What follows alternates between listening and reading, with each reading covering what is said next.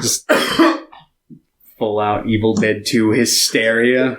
Welcome to the episode where we talk about monkey movies, King Kong 1976 and King Kong 2005. Directed by John Guillermo or Guillermo, whatever his name is. Yeah, I'm not sure. And Peter Jackson. Yeah. The guy who made 1976 King Kong, he made Shaft in Africa. Wow. Third Shaft movie. That's pretty cool. Anyway, welcome back to Screen Weens, the greatest podcast to ever make. Because what? The greatest podcast to ever be made because guess what? It's the only podcast to be ever made. Sure, I'll go with that. You cannot name a single other podcast because we are the only one. Alrighty. Well, did you watch anything else this week? Yeah, I watched Gorgo. I'm sorry, what? Gorgo. It is a British ripoff of Godzilla. Gorgo? Yeah. Did you watch Ape? I did not watch Ape. I want to watch Ape. Gorgo. Oh! Yeah, I know Gorgo. It's on my watch list. Oh, there you go. Was it good? It wasn't bad. Was it fun? It was pretty fun. It had its moments.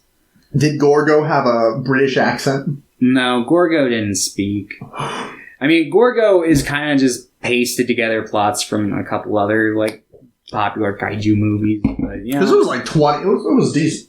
Oh, no, it was 61, so it was only a couple. It was kind of before Godzilla took full steam. They're like, we know what we're doing. Yeah. Gorgo. But this is it borrows some plot elements from the Rodan movie and shit like that.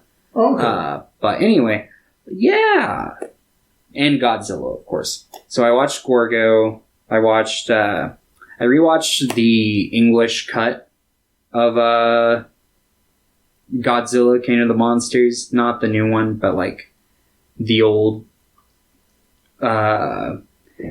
English version that they did where they basically recut. Is that just the recut of the original? Yeah, it's the recut of the original that they released 2 years later, and they shot new scenes with actor Raymond Burr He played Steve Martin. Yeah, I remember that. And yeah, it's bad. It's just they cut up the movie. It's bad? Well, that version, because it's do I really need to explain it? They cut up the movie, they insert a white guy as the main character. Yeah. And have him, explain, there are scenes where they'll leave the Japanese dialogue in, and he'll just be like, hey, my Japanese is a little rusty. Could you tell me what it is? And it's clearly shot years later on a different camera. They'll have him talk to the main characters, but it'll be the back of some body double's head. It's bad, but it's kind of funny. Okay.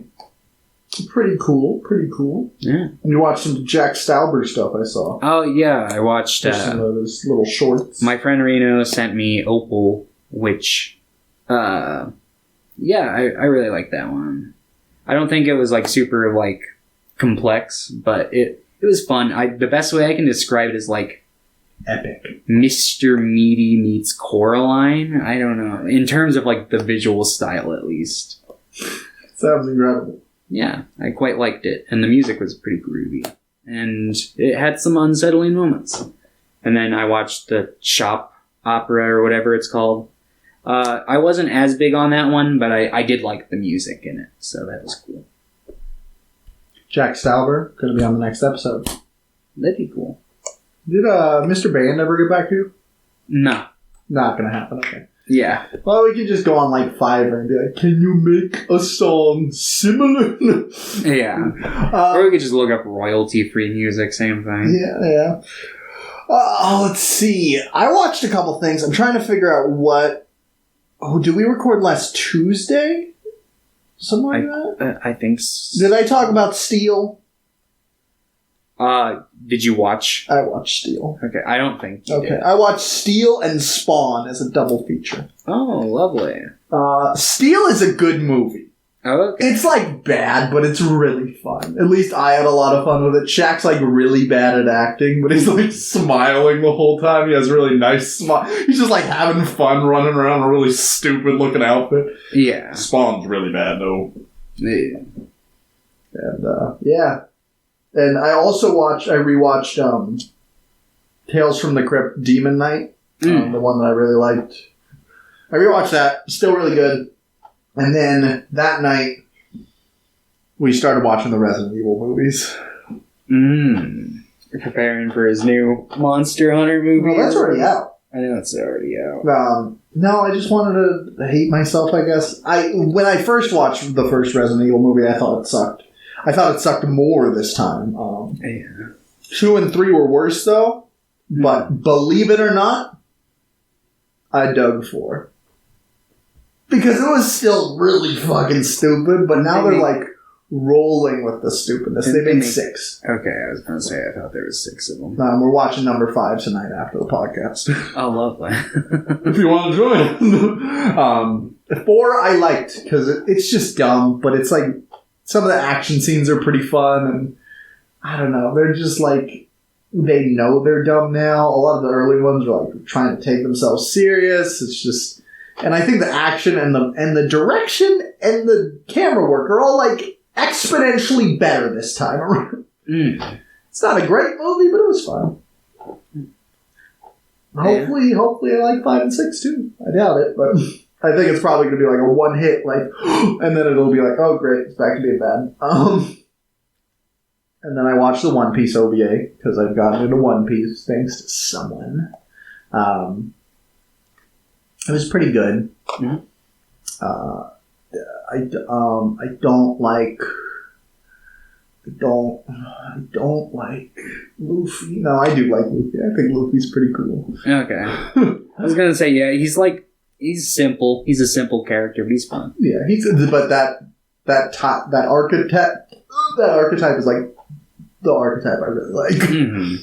Like Goofy, and then my friends are in danger. Yeah, exactly. And then I rewatched I Love You Man because I was feeling kind of funky, and that's a movie that I like remember really loving, and I still really loved it. It's just like a funny movie that's like pretty lighthearted and compassionate. Do you remember like circa 2016 when that? I don't know what ever fucking happened with it. I'm pretty sure it never came to fruition. But there was like this kid on the internet who was like uploading a video every day. And he's like, every day I will eat a picture of Jason Segel.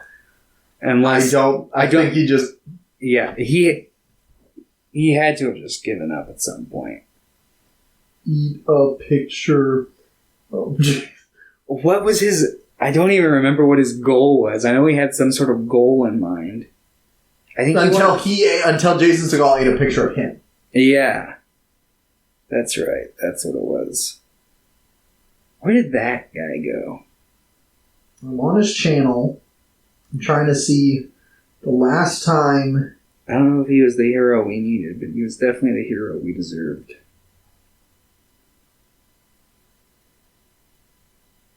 Wow. He stopped on day 159, and he said, I will not stop. And then he stopped.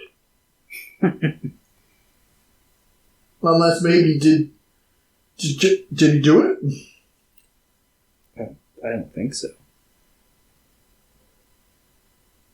Let me check the comments. You failed. You failed us all. Damn. We need to start doing it. No, I don't feel like eating. I will eat a picture of Charles Band every day until he stops making movies. You're like, I don't care. yeah, go ahead, man. Well, yeah. Then I've been reading One Piece, and I've been cleaning.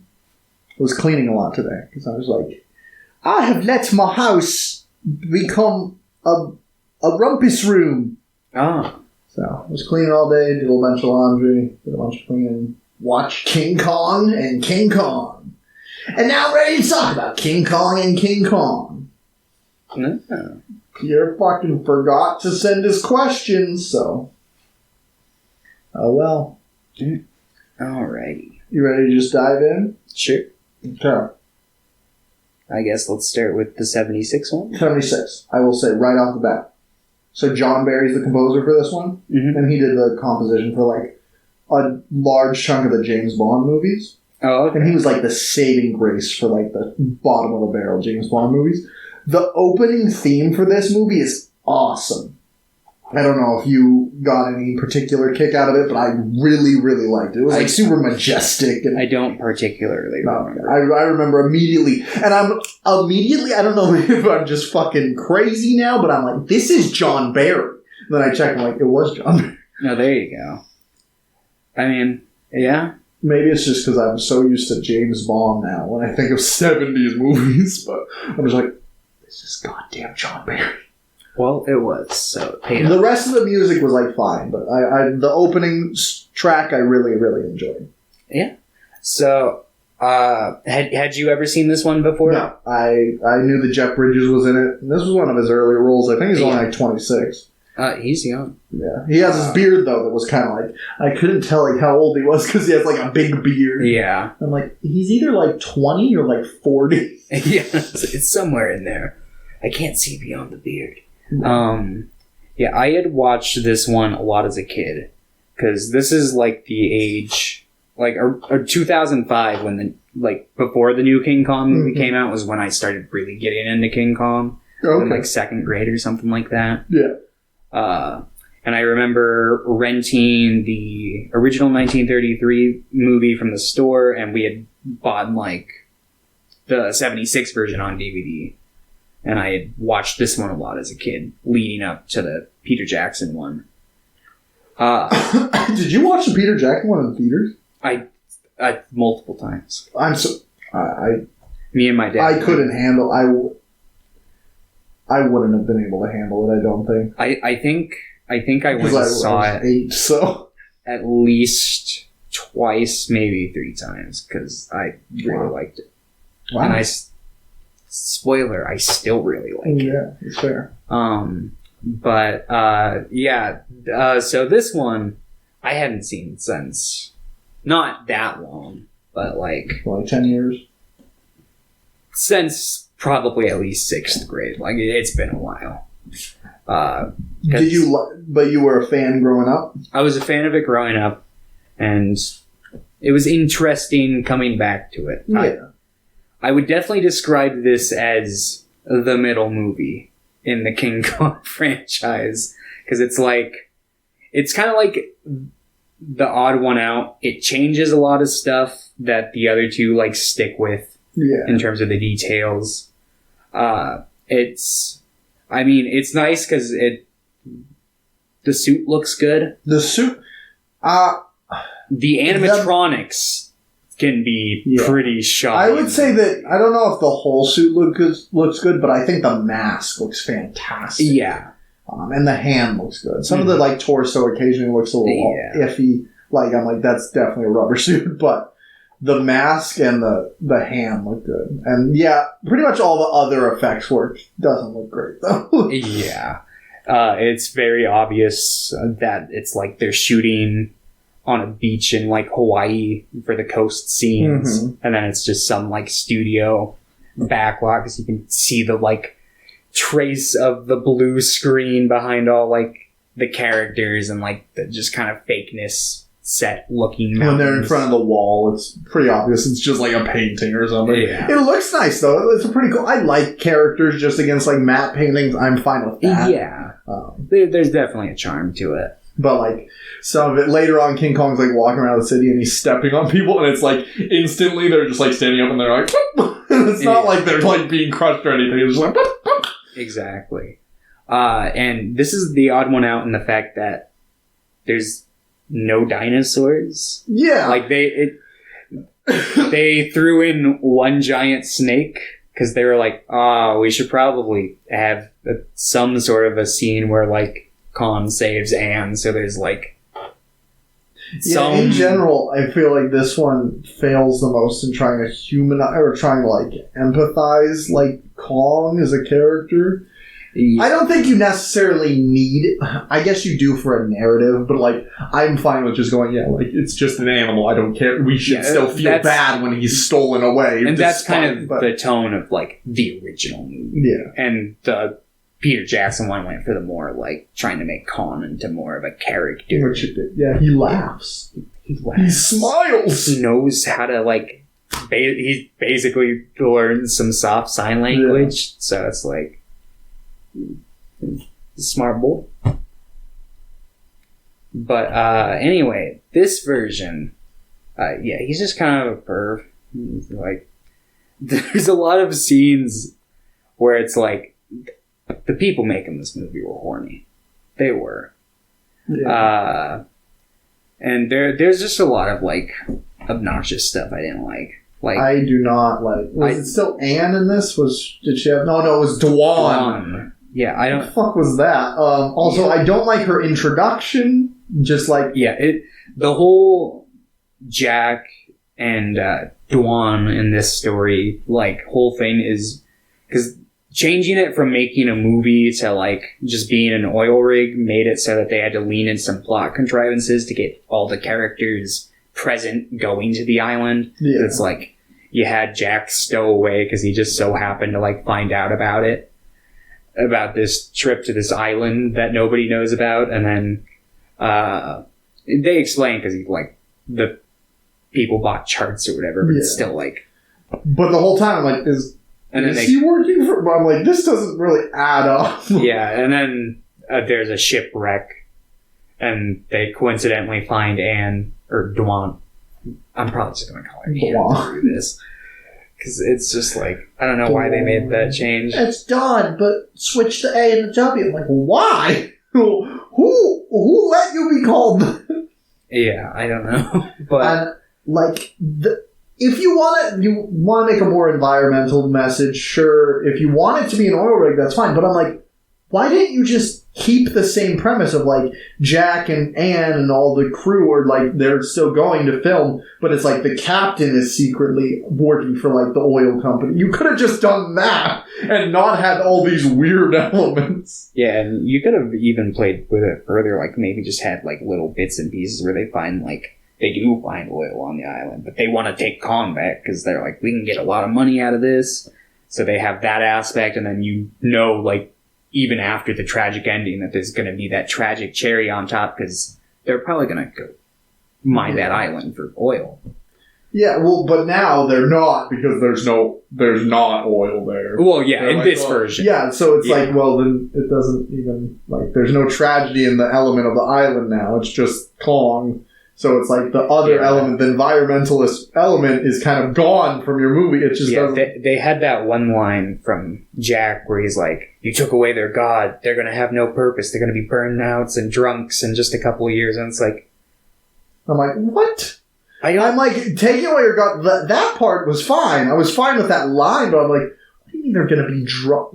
It's like, I get the sentiment. You could have just said they're going to like lose their way. You like made them lose their religion. Yeah. There are things you could have said there. I'm like, that doesn't make any fucking sense. Yeah, it's like, I'm sure they'll adapt and learn. Or you could have said there are like dangerous animals on there, like that giant snake.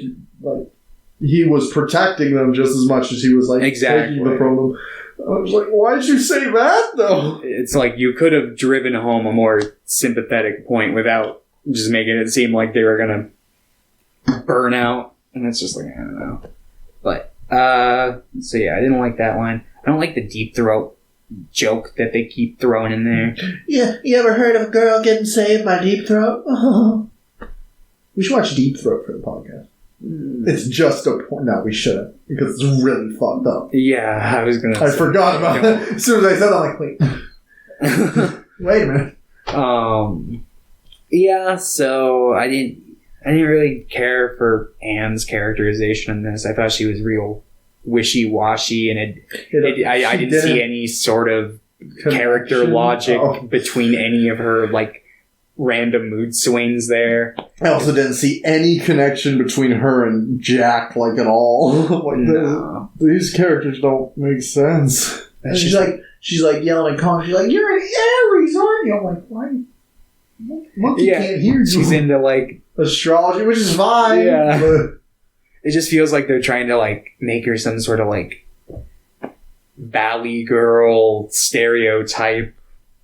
I think they were just trying to update it to 1976 too much, I guess. Yeah. Kong climbs the World Trade Center. Oh, yeah. This movie couldn't be made now. No World Trade Center. Yeah. It's not there. Exactly. I mean, theoretically, they could if they wanted to make it take place in the 70s. Since then they rebuild it just so you could climb it. What percentage of movies that come out today do you think take place in the 70s or 80s? 70s or 80s. If you had just said 70s, I would have been like 2%. Yeah. But 80s, probably like 14%. No, 10%. It's a decent chunk. I feel like not that much, but it's a decent chunk. Yeah, I feel like a lot of stuff tries to just set it in the 80s and be like, look, it's in the 80s. Well, it's just like, I feel like we get nostalgic for like 30 to 40 years before us. Like, that's just because that's like, oh, this was like the people that are directing now either were kids then or like their parents. It's like the same way, like in the 80s, there's all the fucking 50s movies, callbacks, yeah. So it'll be the same thing. In like 2040, you'll be like, yo, look at all these 2000s movies. Tony Hawk. Yeah. Oh, wow. The era when they started doing all the really, like, shitty remakes of all the horror movies. And we're going to remake the remake. Yeah. Like, we're going to do better remakes this time. Anyway. Yeah, so there's, I don't know, like, the suit is fun to look at. I like seeing young Jeff Bridges. Yeah. I think he's pretty good in this. Yeah. Renee, I can't remember his name. The guy who is the one that's, like, checking for oil, I think his name is, like... Oh, the one who keeps, like, kind of laughing at Carl? Yeah. Yeah, he's funny. He's in this. He was in like First Cow. He's Odo in Star Trek Deep Space Nine. I talked about him in when we talked about Kelly Reichardt. Okay. But he's also in Certain Women, I'm pretty sure. Renee Auberjonois? I don't know how to put it, but yeah, he played Roy in this. I thought he was pretty fun. I really like the scene. I think the original and in Peter Jackson's, they just cut from the island back to New York. In this one, I like the scene where he's just like sad. He's just sad in the cage down below deck. Like, that was a pretty good scene just for like making Kong look sad. I will say, I like to, since this is kind of, at least I feel like we've been slanting kind of more negative with this one. I will say a couple positives, but before that, let me bring up one negative while we're on that scene before I jump into a positive of the scene. The grate that's like caging off this like big oil storage room. By the way, this room is fucking huge. Like, yeah. I was like, how much fucking oil are you gonna put in here? Like, it just looks like it's made for people to fall into. Like, I'm like, why is there no, like, covering? Yeah, it's like, you want Kong to be able to see the sky? Are you trying to make him less sad? Like, and, like, even without the like, assuming that this is meant to just, like, store oil or whatever the fuck it was meant for, like, what if you had, like, just a crewman on the ship just fall in? Yeah, literally, you're on and there's the no King Kong in there to catch them. Like there was for Ham. But I like that scene up until Dwan comes out to him. Like, I just like the scene for him being sad. I like the part where he just kind of like catches her and like lets her go, and he's just like, like, I'm not gonna dickhead.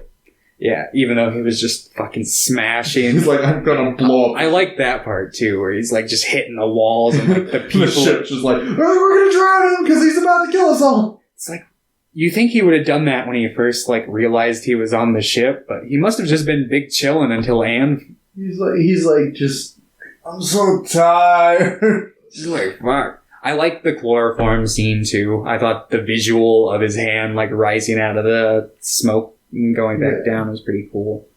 And his initial appearance, I thought was... The way that they shot it was pretty effective. I liked the whole... You know, you just see his eyes, and then you see, like, the shot from, like, up above the tree lines. Yeah.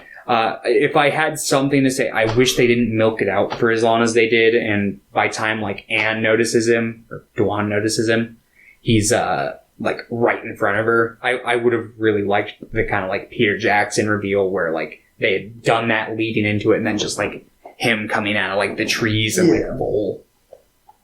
So you can, like, get the full scale and be like, oh, yeah, of course. Yeah, I would agree. I think this movie has a lot of good ideas, they just kind of fumble the execution with. Mm-hmm. Like, I don't think the environmental angle is a bad idea. They just fumble it. Yeah. I don't think that, like, it's, yeah. Well, just be thankful I didn't pick the sequel to this one. It was pretty rough. It's a lot rougher. This one... I've heard that one's, like, really bad. It is. It is. I haven't watched it since I was a kid, but it's not. You didn't like it as a kid. I did. And you liked the Puppet Master movies. I liked a couple of them. I had, like, 2 and 4 and 5. 5's awesome. 5's good. I honestly liked 4. I don't think 4's terrible. I think 4... At least from what I recall. It's been, like, probably like a year since I last watched it. And you watched it on 1.5 times speed. I did. And I also watched it in, like, just on a big full moon binge. So you're I don't remember anything that happened in anything because I was just like, I'm in the full moon state. No, I remember. It's just my frame of reference at that point. Like, what is a good movie? Yeah, I might have been drunk on full moon. I just watched 30 full moon movies back to back. Exactly. So my scale might have been out of I did watch 3 Resident Evil movies in a row, so maybe I like the 4th one because I just watched 3 of them. Exactly. Maybe it's like the same reason why this time, the 3rd time I watched Aragon within like a year span, I'm like, this was better this time. There you go. Bad movies make other bad movies better. Exactly. So we should have watched the other King Kong movie. Probably. We would have been talking very positively about this. Like I said, I don't think this movie's bad. I like parts of it. I think it's a little long. Like, saying that, like, and it feels long. Like, I'm fine with Peter Jackson's. I like the length of it. I'm fine with it. But this one's just like, it feels like there's a lot of dead space in there. Yeah, I will say kind of every incarnation of this story of Kong, the ship parts always feel a little meandering. I feel like the Jackson version probably does the best job with. Yeah, I like the ship part in Jackson's just because like there's a lot going on at the very least. There's a lot of characters. There's a lot of like. This one, it's like Anne shows up and then it's just kind of like Anne shenanigans for a little bit, or Dwan shenanigans. Yeah. I couldn't care less about pretty much, which is really annoying because like I like the first hour of Peter Jackson's quite a bit, and I'm like this first like 40 minutes, I'm just like I don't give a shit. Yeah. I was surprised at how like the initial like 10 minutes I was having a really hard time getting into the movie because it kind of just cuts right into the boat part. Yeah, it's like because literally the opening scene is Jeff Bridges sneaking onto the boat. Yeah. And then they're just on the boat. And it's like, okay, so it just takes a little time to get used to. Especially with all the fucking just talk. It's like, yeah, we gotta beat all these oil companies to the island. And it's just like, I don't care. I don't give a shit anymore. They probably already know about the island. But, yeah, I don't know. It's decent. Kong gets really fucking bloody at the end. Like, they really fucking upped the gore factor on that part. Yeah, but nowhere else. There's also that weird fucking scene where he blows on Anne. That's a funny scene. Yeah, I was just like, because she had just like gotten dived into the water and he picks her up and he's just like, he basically just holds her under a waterfall or a little stream, and then he like takes her out and just blows on her, and she's totally into it. She's like, oh yeah, and it's just like, yeah, 70s movies. Yeah, but yeah, I don't think it's bad. I like it was funny. It was no, like, I just mean the movie in general. I don't think it's a bad movie. I just think it has a lot of fumbles, has a lot of falls, and it's not very satisfying, like, at any point, I would say. Yeah. Which is annoying, because it's really close to being, like, good in parts, and I'm just like, no! What the fuck are you doing? Why is there a snake? Why are there no dinosaurs? Exactly. Like, there's no danger on the island. I'm like, there's just one big monkey. And like, everywhere else, there's one big snake. Literally, like, one big snake, and then he kills them. Okay. Yeah. The humans are just like, we're just walking. We don't care. Exactly. Feels like they just had a last minute, like, during production, they're like, oh shit, we should probably have something here to, like, maybe kind of jam the And then he was doing that, and he's like, wait, snake! Yeah. There we go. But yeah. That's cheaper than doing dinosaurs. One big snake. But yeah. I don't know. What, like, would you give this a 5? Yeah. Yeah. Would you give this a 5? Yeah. I almost gave it a 6, but I was just like, that if the opening was better, maybe a 6. But it was just like, that opening was really rough. I kind of like the scene in it where they're like talking about the island itself. Like, so there was this fog bank that we found like 75 years ago. That part was pretty interesting. That was decent. I like the one flirtatious line in this movie that I actually kind of liked was when Jack introduced himself and he's like,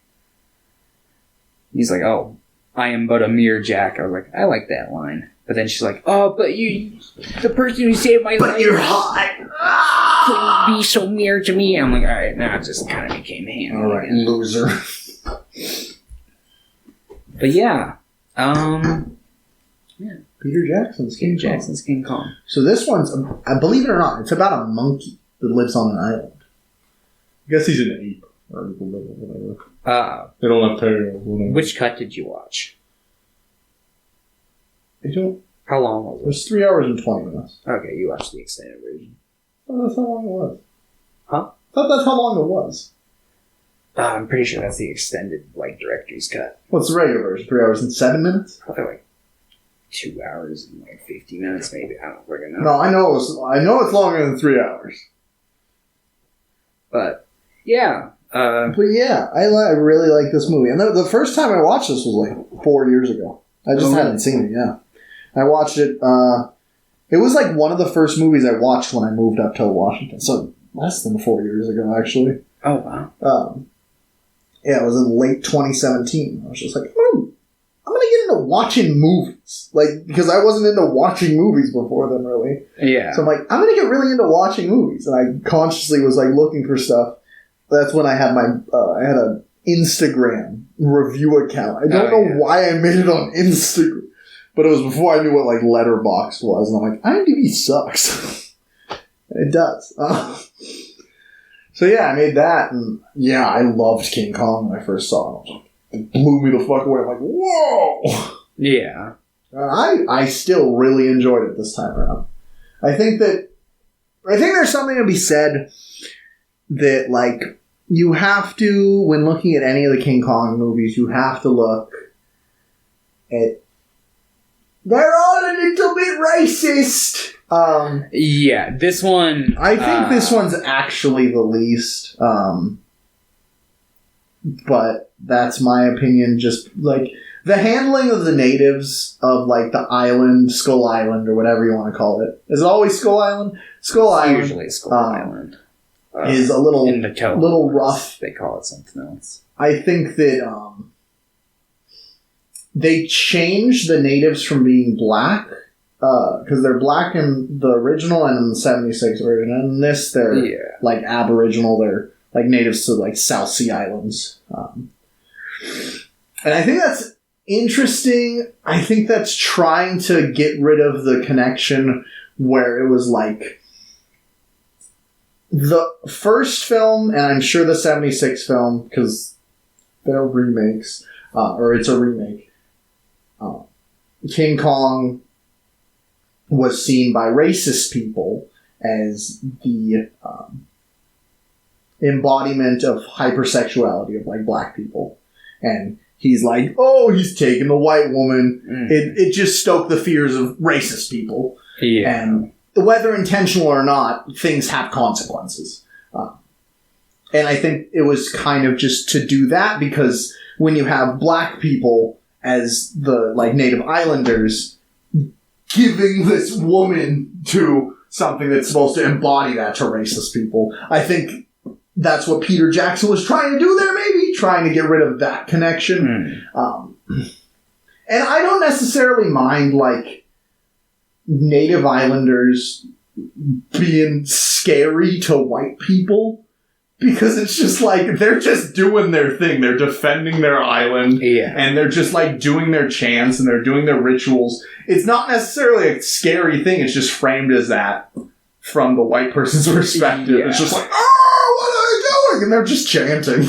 Like, some of them have like no teeth and some of them have like a weird eye, but mostly they're just chanting. I will say I didn't appreciate the weird kind of like slow motion, like weird frame thing that he kept doing whenever he would show any of them. And then he stops. I'm like, what? I forgot about that, because he like doesn't do it after those scenes. I'm just like, what? Yeah, because like when it initially shows him, there's like the one that's like the like there's some that are like, I think it's happening when they're first sacrificing Anne. I know it happens when they like first get on the island and they start like chucking like the spears through them and like getting them down and hitting them with that whatever. I've never seen something designed like that stick that had like the little like kind of like bones on it or whatever. Just like a barbed stick. Yeah. Like, oh, kick it out.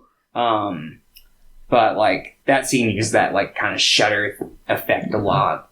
And when they were like kind of first showing like when they realized like they were all there and kind of watching them, it started doing that effect too. And it's like, I think they did it also when she was being like strung up, and they like, because I think I remember a shot when it's like the one that had the kind of like scars on her eyes. It was like kind of like doing this like thing. It was a chant of some sort. I'm sure. I don't know what it was, but they did the shutter effect there too, I think, if I remember correctly. And it's like, I remember watching that and thinking like, I don't feel like it would be that scary. But yeah. The editing of the film definitely tried to intensify that fear. Yeah. And like the Islanders like attack them, but that's after Jack Black is like, to a child. I'm like, dude, Jack Black's a psychopath. Yeah, and everyone was like, she doesn't want the chocolate. Just back up. Like, can you stop grabbing this Islander? I will say, I like this film, the fact that they went like all in with just Carl Denham being a total piece of shit. Yeah. But they do try to make him. Maybe they don't even try. Maybe Jack Black's just so likable. I think it's like, I kind of get it. I think that's it, because like, but he straight up like does a good kind of like you can tell he's got the duality there. Yeah, and I like that. I like that. Jack Black's like really good in this movie. Sometimes he sounds like he's just in School of Rock, because this was right around the same time. Yeah, but in general, like I think he's really good as this character. Yeah. Part when the little girl, when he's giving the little girl chocolate and she like bites his hand and he does that like weird like kind of like it's like I lost it there. One of those classic Jack Black noises. Yeah. He's pretty funny in this at times, and then sometimes he's just like, oh God. Yeah, sometimes. But then like, there are some pretty fucking funny lines in this movie to me. Like Andy Serkis's line when they see the footprints, he's like, "There's only one thing in the world that could make footprints this big. The abominable snowman." I don't know. I thought that line was pretty funny. I maybe I've just seen this movie so many times, or maybe just like the pacing of that joke killed it for me because it was so obvious. It's like he's gonna like say something completely off the mark. I know. I don't know. I just thought it was funny. I get it though. But I really like the cast in this movie in general. Jamie Bell's in this movie. He plays Jimmy, I think, the like younger guy. He's the like stowaway. Yeah, Jimmy. I think that's his name. Jamie it Bell. is his name. He's like Snowpiercer. Yeah, he's the one guy who he's like the plot thread that just never gets addressed. I mean, they build his character up a lot, and then he does zilch. Yeah. I'm kind of fine with that, though. I just wish that he had, like, a one scene for payoff, like, once they were back in New York. Yeah, like, he shows them flossing or something. Like, maybe give him something to do during the whole, like, calm escape situation. Instead of Kong, like, taking Anne, he takes Jamie. Naomi Watts is fantastic as Anne. That's such good casting. Yeah, no, she's perfect in the role.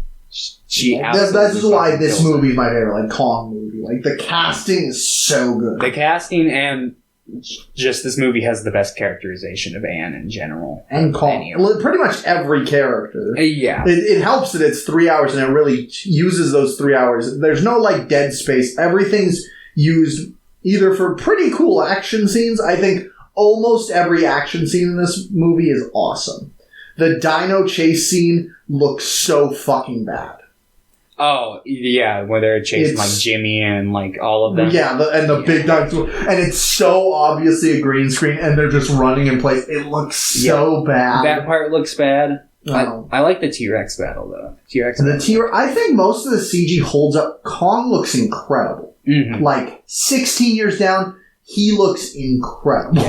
Yeah. The only part that stood out to me on Kong where I was like, oof, that was a little rough, was there's a scene towards the end where he gets the snow on his fur and he like kind of shakes it off. Oh. And I was like, that looked a little weird, but I get it. And like, yeah. And there's a couple scenes where it's like he's holding Anne and that looks fine, but then he'll drop her and it's like she kind of clips out of his hand or something. But in general, he looks really nice. Yeah. For 2005, this movie, I'm trying to think of like what else from 2005 looked this good. Nothing.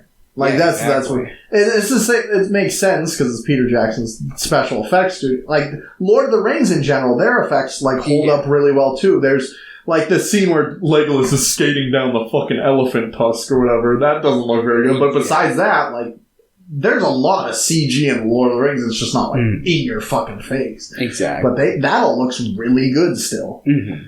And in general, I'm like, this movie, like, Peter Jackson's doing his 4K stuff for all his other movies. I'm like, can you just go back and, like, fix the dino scene real quick? Man, I really wish... I want, like, an alternate cut. I wish he would just do a new remake of King Kong.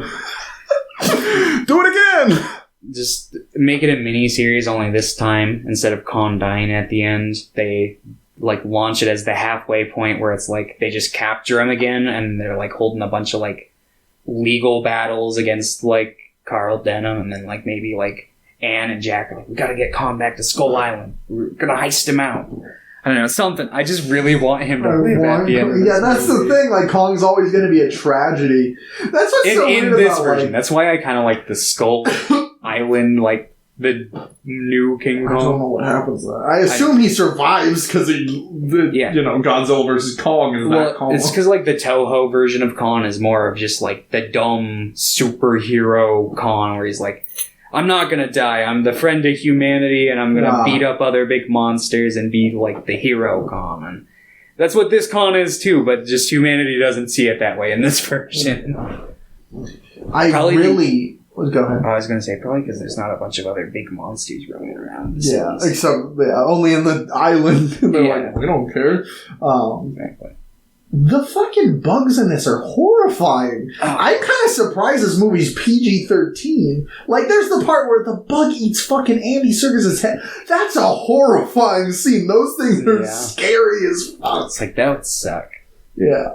That whole scene, I really like how a lot of the action scenes have, like, really sad, somber music to it. Like, that scene when they're dying, they're losing. Oh, yeah. And it's just like, whoa. It's like this really somber, melancholy song. And then eventually when the captain shows up, it's Thomas Kretschmann. I keep seeing him in random movies. He's the guy from A Taxi Driver. I don't know if you recognized him. Yeah. He's a good actor. He's in a lot of bad things, but he's a good actor. I like him. We gotta watch that on here sometime. Yeah. Eventually I'll pick Song Kang-ho for an actor deep dive. There we go. He's just so good. He is. I love him. I hope he's having a great day. Me too. I hope he's making another good movie too. Yeah. I know there's that one he signed on for. I think they're on like an airplane or something. I need to look that up. What were you going to say? I would love to see a Korean remade King Kong directed by Bond. I thought you were going to say a Korean remake of Snakes on a Plane with Song Kang-ho. I mean, I'd watch anything with Song Kang-ho. I haven't seen Snakes on a Plane. It's probably really good. Probably. There's snakes on a plane. They don't lie. Yeah. But yeah, and then when the captain shows up, it gets like more uplifting and stuff. But that seems like kind of horrifying to watch because you're just watching people like brutally die from these scary as fuck insect things. Yeah. And the effects on them all look good, and they all look like they're actually on the people, which is something that I feel like is a problem with a lot of like 10, 15-year-old effects work with like CG now. Mm-hmm. There's a couple. Like, with the Andy Serkis bug part there, you kind of see it a little bit. But it was fine. It was fine for the time. I think it was fine for, like, 5 years ago, too. That's the thing. Like, I'd probably let it slide now, honestly. Yeah. There's a lot of effects now that I'm like, yeah, I can. I know. I there were stuff in, like, Avengers Infinity War and Endgame that I was occasionally like, that looks a little janky. But I'm just like, you should have Peter Jackson on this one. Yeah. He should direct the next Avengers. He should. Like, what is he doing? Well, he did his 4K thing of the World War I footage. Yeah. I think he has a Beatles documentary coming out, and then he's doing his 4K touch-ups for like a lot of his older stuff. Oh. Which I really want to watch Meet the Feebles in 4K. Just because that movie's so fucking dark, and I'm like, I need to see it. And I still haven't seen like The Frighteners or Brain Dead. Nah, yeah. Or Brain Dead, Dead Alive. Yeah. And then just like Bad Taste. Bad Taste, that's all I was thinking of. Eventually, but I'm too busy watching the Resident Evil movies. There you go. And then I haven't said it yet, but Adrian Brody's fantastic in this movie. Yeah. I love him as Jack Driscoll. He's really hot. Yeah, he does a good job. He's a sexy guy, like his big nose. There you go. Yeah. Jack Black's kind of hot in this. I'm just going to say it. Yeah. It's kind of getting me going. A lot of sexy people in this movie without being like overly sexual. Like Naomi Watts is very pretty in this movie and is really well shot, but it's not just like, now show a titty. Yeah, it's not like the last King Kong. And even Jack Black, like, I feel like Peter Jackson made that scene earlier. It was like, is there gonna be boobies in this movie? And Peter Jackson's like, you think this is my kind of movie? I'm Jack Black. No. Exactly. Forgot about that part. It's like, boobies? Lasagnas? Titties? You gotta have those in these movies. He's like, are you a fucking idiot? Yeah. Oh, man. God, Jack Black. He's good in this movie. It makes me want to see him, like, try more dramatic performances. I know he's, have you seen Bernie? I have seen Bernie. I like Bernie. That's a more, like, that's like a black comedy, right? I think I saw 10 minutes of Bernie, like, when it came out, but then I just, like, I think it was on TV, and it was, like, the middle chunk, so I'm like, I don't know. Yeah, it's like a black comedy drama. Black But I was like trying to find something to fuse. That's Richard Linklater again. Oh yeah, it is. I forgot about that. I need to watch more of his movies. Because I think I've only seen like School of Rock, Before Trilogy, and Boyhood. I think. I've got it. I really like, or I haven't seen Boyhood since it came out. I loved it when it came out, but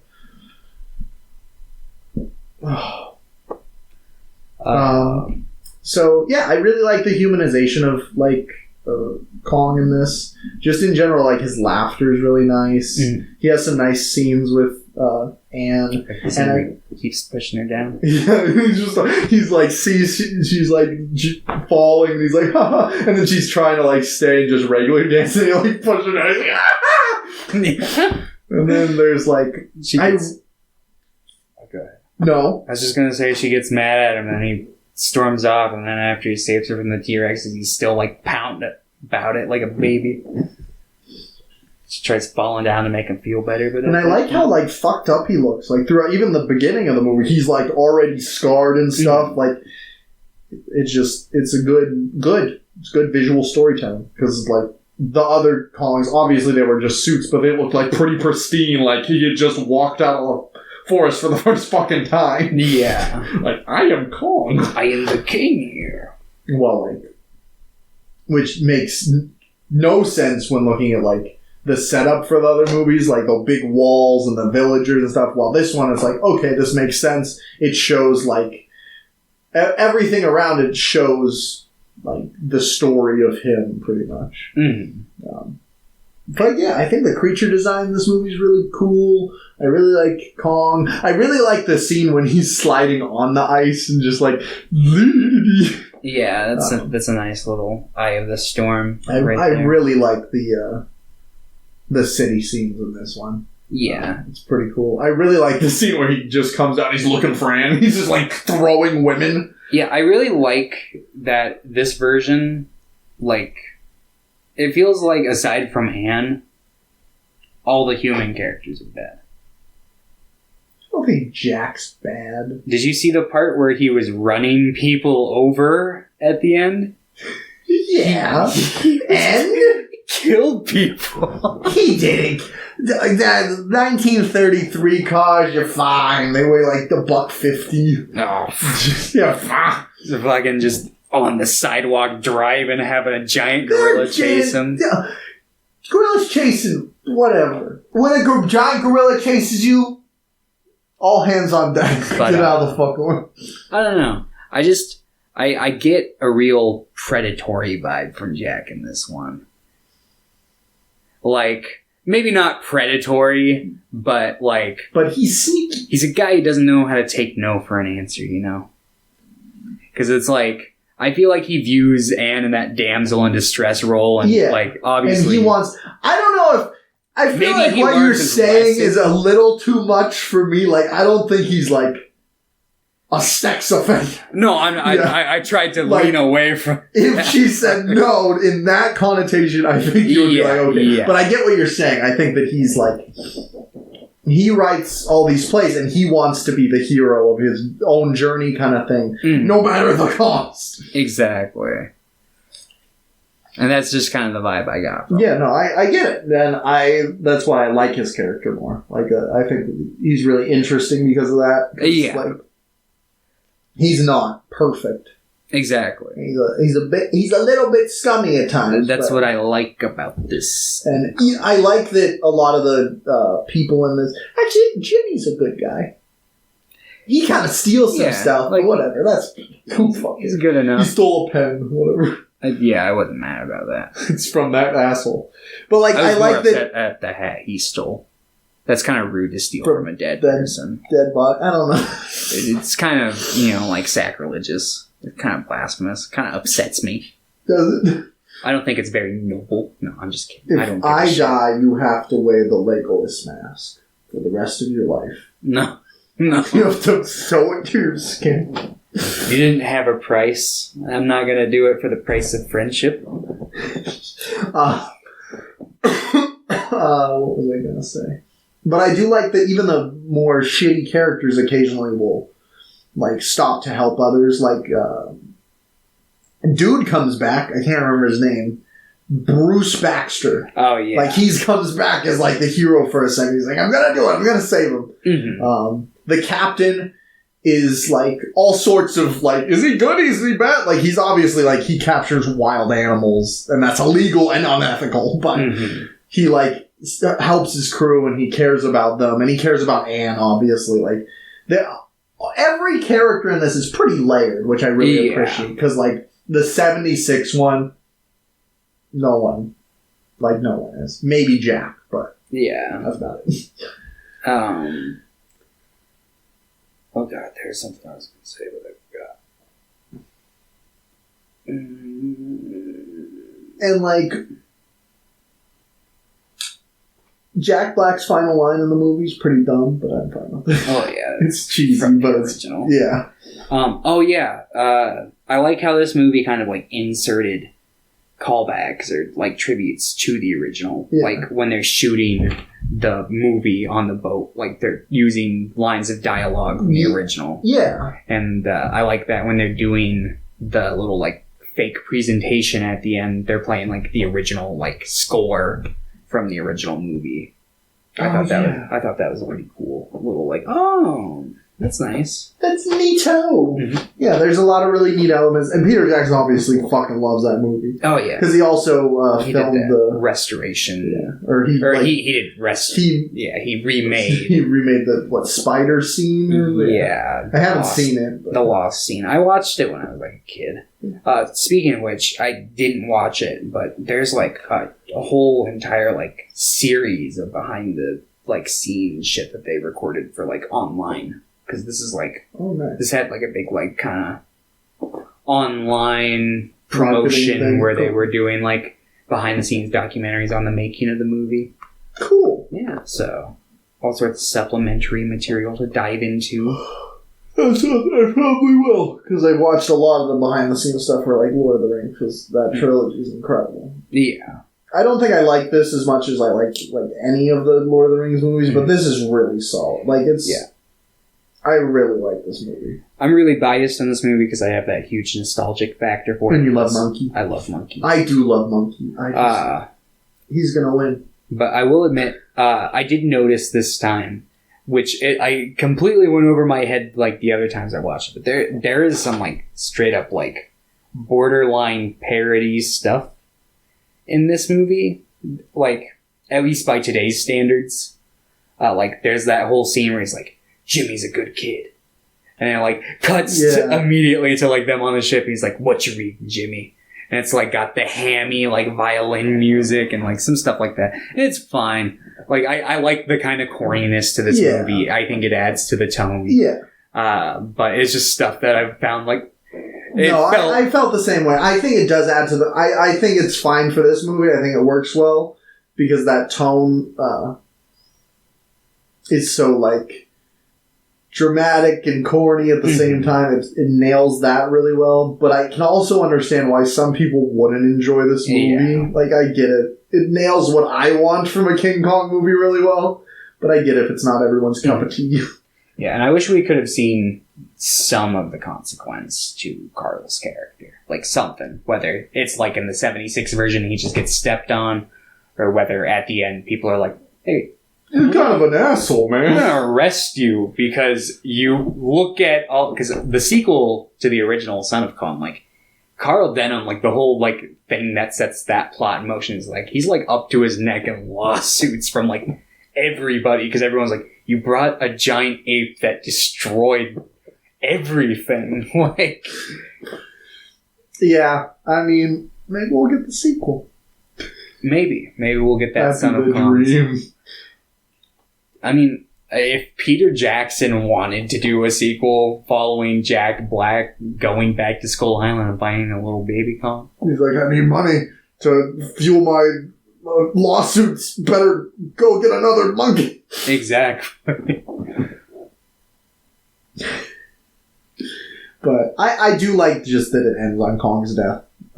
Yeah. I like that everything's up in there. And I like the idea that Carl Denham won't face any consequences as well. I don't like the idea, but I think it's a pretty sad movie, so that makes sense that he probably wouldn't. Yeah, God, this movie's so sad. Because even, like, the stuff with Anne in the beginning, because, like, clearly, it's kind of, it feels like it's her story. It starts with, like, the deep focus on her character and kind of wraps up. But basically, at the beginning of the movie, she's like, I feel like like, every good thing that comes into my life just burns and crashes horribly. Like, I'm cursed. And then Kong burns and crashes. Yeah, and then the movie goes exactly like that. And it's just like, oh, this poor woman. Yeah. But, yeah.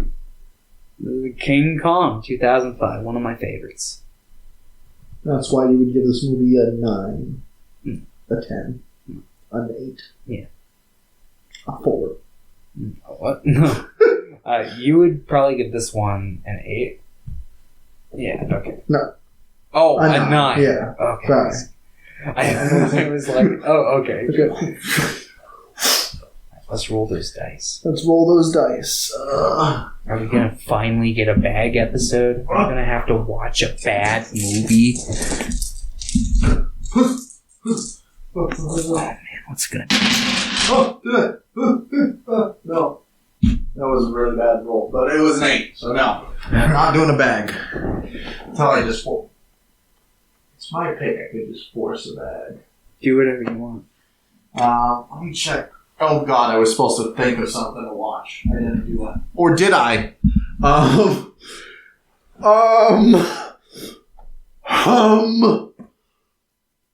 We're gonna watch.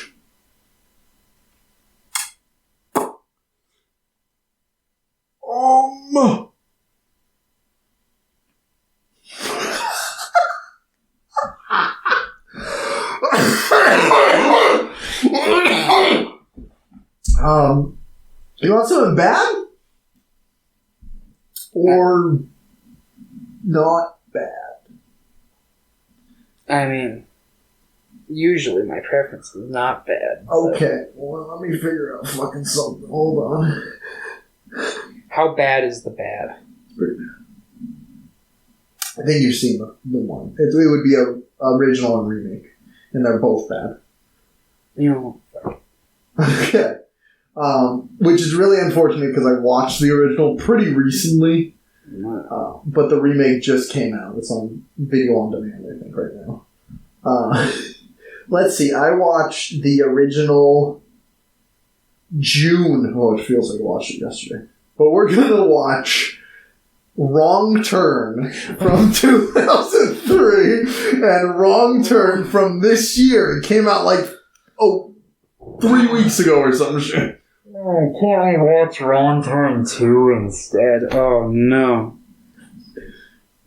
Is that okay? Or you want me to pick something else? No, let's... Are you sure? I can pick something else? It'll bring in the clicks. Let's do that. Will it?